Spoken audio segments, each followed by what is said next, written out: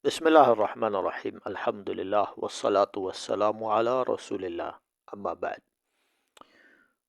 Menanggapi pernyataan Ustadz Ajir Ubaidillah, saya punya video beberapa waktu yang lalu sudah saya upload.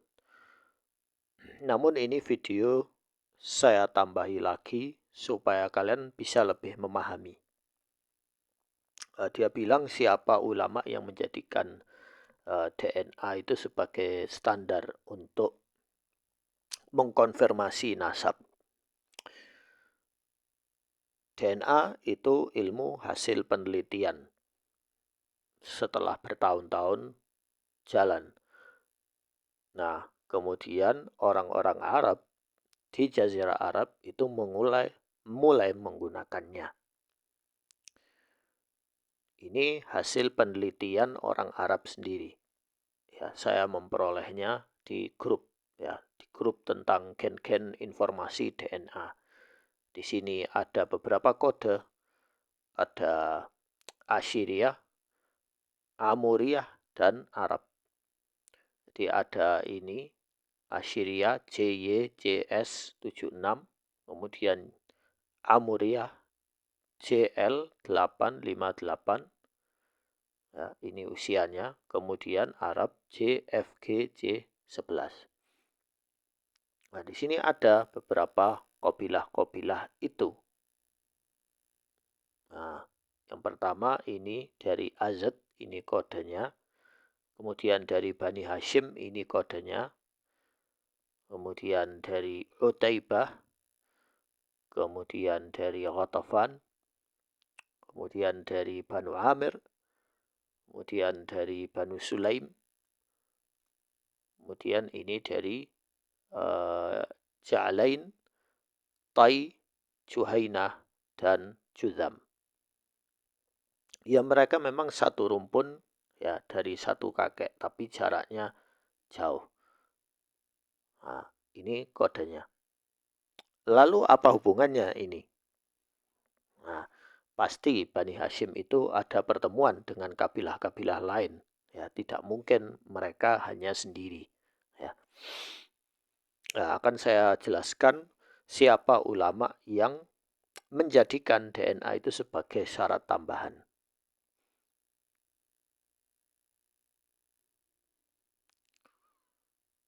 Ini adalah pernyataan Hamad Al-Jasir. Hamad Al-Jasir ini salah seorang ulama, sejarawan, dan ahli nasab. Jadi beliau sejarawan plus ahli nasab. Beliau mencatat nasab-nasab yang ada di Jazirah Arab, Hijaz, Najd, ya, wilayah Arab Timur, dan sebagainya. Nah, apa kata beliau tentang ilmu nasab ini? Nah, nanti kalian tanggapi sendiri di kolom komentar jika ada pertanyaan. Beliau berkata, qadiman wal Arab anfusuhum la yuqirrunaha mundul qidam li'anna al Arab kanu tabaqa wahidah. Jadi bangsa Arab itu dulu satu rumpun. Mereka tidak membedakan ya antara suku ini, saya Sayyid, saya Syarif, saya ini, tidak ada. Dulu seperti itu enggak ada. Wa Rasul alaihi salatu wassalam yaqul idza atakum man tardawna dinuhu wa khuluquhu fazawwijuhu.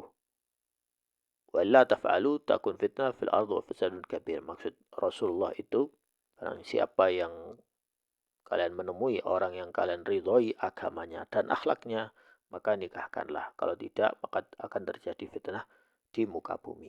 Maksudnya Rasulullah itu jangan hanya mengandalkan nasab, lihat agamanya dan akhlaknya. Jadi Rasulullah sudah menghapus sistem jahiliyah membeda-bedakan nasab, ya. Kalau ada orang yang nasabnya baik tapi akhlaknya buruk, berarti masalah dari dirinya sendiri, bukan dari nasabnya. Nah, wa ana fi kitabil akhir darastul ansab ala hadzal asas. Wa tawassaltu ila syai'in khatir jiddan wa huwa anna al-ansab la taqum ala asas ilmi. Beliau berkata apa? Saya sudah mempelajari buku terakhir, buku yang terakhir, yang dimana aku itu sudah mempelajari tentang nasab-nasab. Ya, atas dasar asas ini, ya, atas dasar ini, aku sudah sampai pada hal yang berbahaya sekali. Ya, saya sudah memposting video kemarin itu tentang bahaya istilah keturunan Nabi. Ya. Beliau sekarang bilang khotir jiddan, berarti bahaya sekali. Apa itu? Bahwa nasab-nasab, ilmu nasab itu atau metode dalam pencatatan nasab itu tidak didirikan atas dasar ilmiah. Tidak didirikan atas dasar ilmiah. Jadi tidak ada ilmunya itu, maksudnya kaedah ilmu nasab itu enggak ada. Jadi kan ilmu matematika ya ada dasarnya, ini angka desimal, ini pembagian, ini perkalian, ini pengurangan, sudah jelas pasti ya. Kemudian ilmu-ilmu lain seperti kedokteran ya harus harus memeriksa masalahnya apa, mikrobiologi dan sebagainya. Al-Quran itu berdasar atas dasar ilmu. Hadis juga ada dasar ilmunya. Tetapi nasab itu tidak dibangun atas dasar ilmiah. Ya.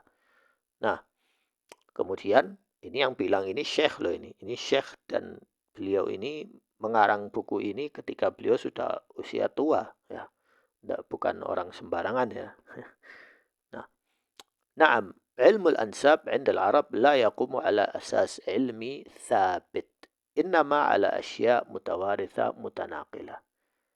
Ya, beliau berkata, ya, bahwa ilmu nasab itu di bangsa Arab, ya Indel Arab maksudnya di bangsa Arab, tidak berdiri atas dasar ilmiah yang sabit. Sabit itu artinya yang tetap. Berarti metodologinya itu bisa berubah seiring waktu, seiring zaman. Innama ala asya mutawaritha mutanaqilah. Namun dibangun atas dasar sesuatu yang diwariskan secara turun-temurun. Ya. Misalnya kakek saya atau kakek-kakek saya menulis tentang sejarah kabilah saya. Saya kan dari orang Arab ya. Misalnya kakek saya mencatat, kemudian catatan ini diwariskan. Kadang ada paman yang nyatet, kadang siapa orang lain yang nyatet. Ya. Apakah ya berarti catatan itu 100% benar? Wallahu alam, saya tidak bisa menghukumi. Saya harus menemui ahli sejarawan atau saksi-saksi. Nah, wa idza kana ba'dul bahithin yaqul 'an at-tarikh annahu khurafah fal ansab hiya khurafah al-khurafat. Nah, apa maksudnya? Jika beberapa orang-orang bahithin, orang-orang ahli sejarawan yang mereka itu memeriksa sejarah, jadi peneliti nasab atau peneliti sejarah, itu mereka berkata bahwa ilmu tarikh, ilmu sejarah itu adalah khurafat. Maksudnya kebanyakannya itu sejarah itu khurafat. Ya. Fal ansab, maka nasab-nasab itu, ilmu nasab-nasab itu adalah khurafatnya khurafat. Ya. Jadi khurafat di atas khurafat, ilmu nasab itu. Ya. Jadi lebih lebih rawan dipalsukan, lebih rawan dipalsukan daripada sejarah. Ya 2 kali lipatnya. Ya. Wa hadha ma wasaltu ilaihi wa ana darastu au allaftu fi hadha al-ilmi min qabil الحفاظ على مأثورات شعبية علما أنني أنتمي إلى قبيلة من الذين يأبون أن يزوجوا بناتهم لقبيلتهم. Nah, ini kasus unik ya. Ya. Ini apa yang sudah saya capai. Ya. Jadi beliau sudah mencapai sampai titik ini, beliau bilang seperti ini. Wa ana darastu, dan saya sudah mempelajari, wa awalaftu, dan saya sudah menulis ya dalam masalah ilmu ini, yaitu ilmu nasab ya, dari orang-orang yang hafal ya, hafal itu hafal atas maksurat sya'biyah. Maksurat sya'biyah itu mirip hadis atau cerita dari budaya. Ya. Sya'biyah itu hal-hal yang berkaitan dengan budaya yang sudah terwariskan. Ya. Ilman annani, ya, supaya kalian tahu bahwa saya ini adalah bernasbah kepada suku atau kabilah yang mereka itu menolak untuk menikahkan putri-putri mereka ya, kecuali satu suku dari mereka. Jadi kebiasaan tidak boleh menikah syarifah ya, harus dari sama-sama yang Alawiyah atau sama-sama Hashimiyah ya. Itu bukan hanya di Ba'alwi saja atau di Bani Hashim saja, bahkan di orang-orang Arab secara umum yang lainnya seperti itu ya. Namun beliau berkata apa soal kasus ini? Ya, tak boleh menikah ini ya. Tapi yang lakinya boleh menikah wanita yang lain ya. Tetapi wanitanya dari kabilah tidak boleh menikah dengan kabilah Arab yang lain kecuali sama-sama derajatnya itu. Lakin yajibu an nu'akid anna hadhihi al-a'raf tatanafa ma'a ta'alim al-Qur'an al-Karim. Dan kita harus tahu bahwa adat-adat ini, kebiasaan ini itu menyelisihi ya, menyelisihi pendidikan Al-Qur'anul Karim. Pendidikan Al-Qur'anul Karim itu tidak seperti itu ya. Wa qaulu Rasulullah, wa qaulu Rasul alaihi salatu wassalam lianna, dan juga pernyataan Rasulullah sallallahu alaihi wasallam lianna ayyi nadhrah ilmiyah tabhath fiha fi hadhihi al-janib lan tajid nassan sarihan yuqirru ma huwa sa'id. Wa man qala siwa dhalika fa huwa mukhti' wa mukhalifun lid-din.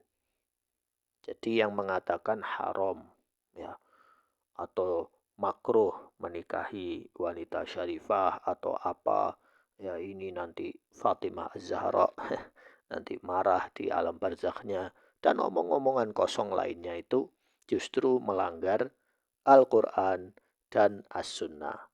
Dan beliau berkata bahwa tidak ada nassan sarihan, tidak ada nas yang jelas yang melarang atau memerintahkan untuk melakukan hal itu. Ini yang jadi ribut di Indonesia ya. Ya, dan juga ribut di Arab sana sampai sekarang. Ya gara-gara soal nasab ini. Jadi nasab itu tidak dibangun atas dasar ilmiah ya. Jadi ada apa kita ribut? Jadi nasihat saya buat siapa namanya itu?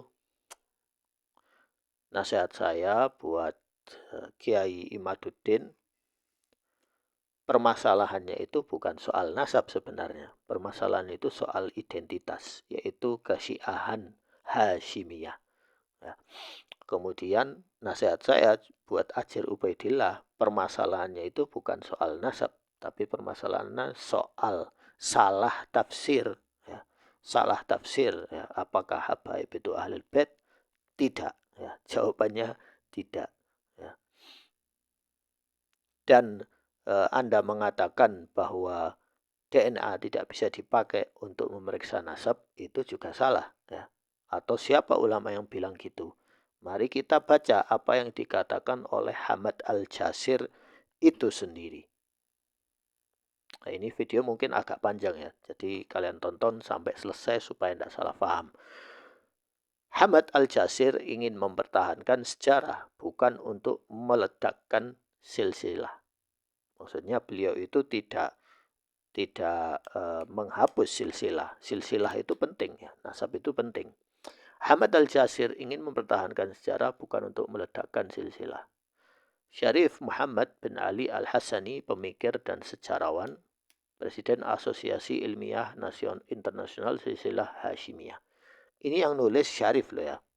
Ini yang nulis Syarif. Syarif berarti dia dari Hashimi Hasani. Apa kata Syarif ini?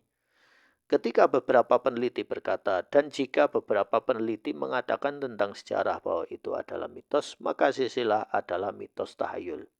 Khurafat di atas khurafat. Hamad Al-Jasir, semoga Tuhan mengasihinya, tidak menghancurkan silsilah seperti yang dipikirkan beberapa dari mereka, melainkan ia digunakan untuk menetapkan argumen dengan cara yang berlawanan dan mempertahankan sejarah dan silsilah bersama-sama dalam gaya paradoks moneter. Al-Jasir ingin memperingatkan bahwa silsilah tidak dapat dipisahkan dari sejarah, karena itu sebenarnya adalah memori sejarah manusia. Ya, nasab itu tetap penting ya. Sejarah mencatat fakta bangsa, sedangkan silsilah mendokumentasikan garis keturunan. Mereka yang menjalani fakta-fakta itu dan berpartisipasi dalam pembuatannya. Jika asal yaitu sejarah, yaitu cabang yang merupakan silsilah, karena keduanya terjalin dalam pelestarian dan kelanjutan identitas manusia. Arti analitik Syekh Al-Jasir percaya bahwa mereka yang mempertanyakan sejarah dengan dalih bahwa itu adalah hanya narasi yang belum dikonfirmasi, menentang semua ilmu manusia yang didasarkan pada transmisi, frekuensi, dan narasi, termasuk silsilah yang tergantung pada frekuensi keluarga, akumulasi dokumen, pelestarian atom, ya perhatikan ya, pelestarian atom, dan sejarah perang dan perkawinan campuran. Jadi beliau memasukkan ilmu atom ke dalam nasab. Ya.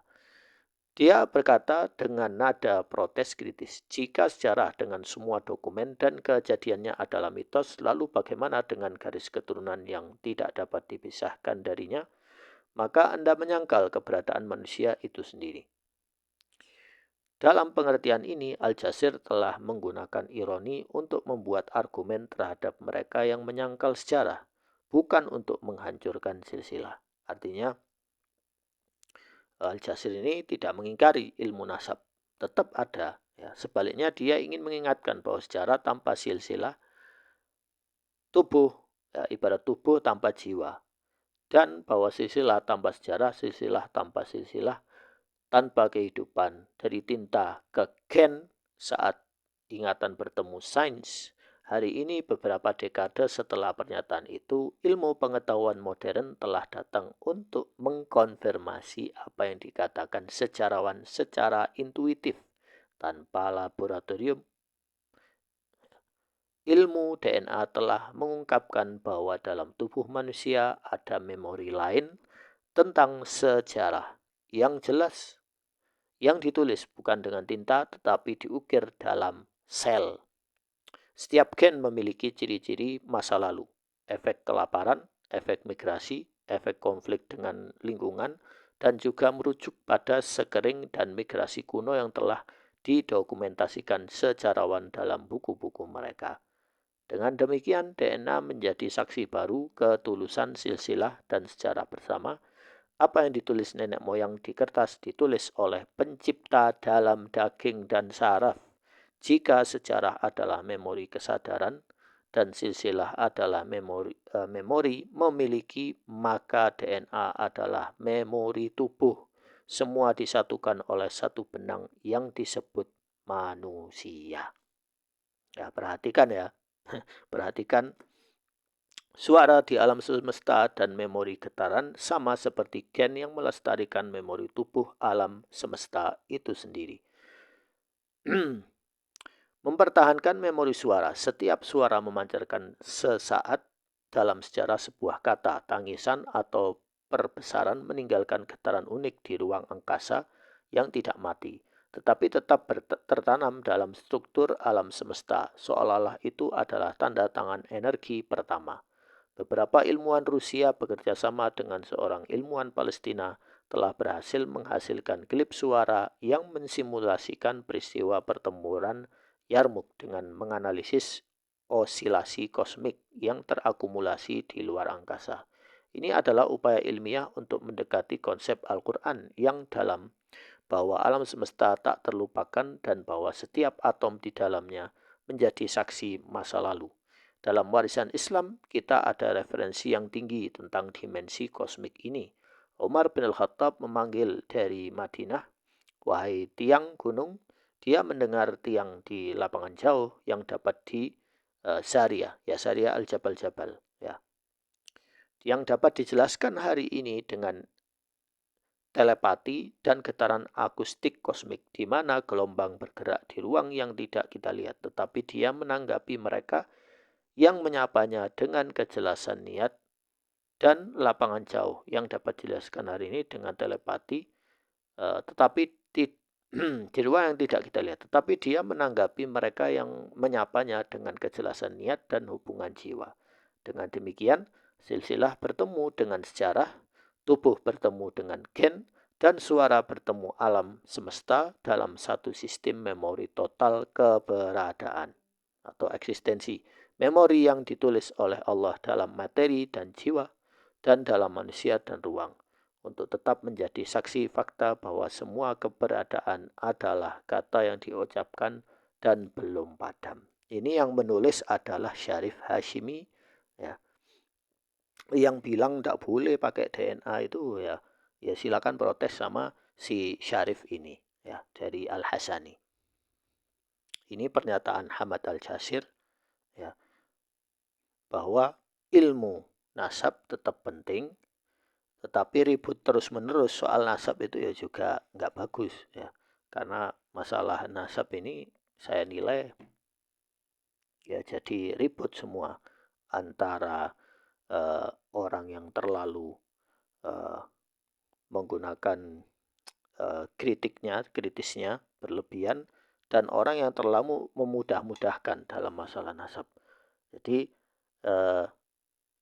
perkara ini tidak akan selesai, ya, karena Kiai Imad membuka perkara nasab ini dan juga menggunakan metode ini, ya, yang dikatakan oleh Muhammad bin Ali Al-Hasani, yaitu memasukkan DNA dalam nasab, ya. Lalu pihak lain yang bilang, ya, ada apa kok memasukkan ilmu DNA dalam nasab itu metode apaan? Silakan protes ke Syarif ini sendiri, ya. Ini saya sampaikan kepada Ajir Ubaidillah dan kelompoknya atau oknumnya itu. Sekian dari saya, semoga bermanfaat.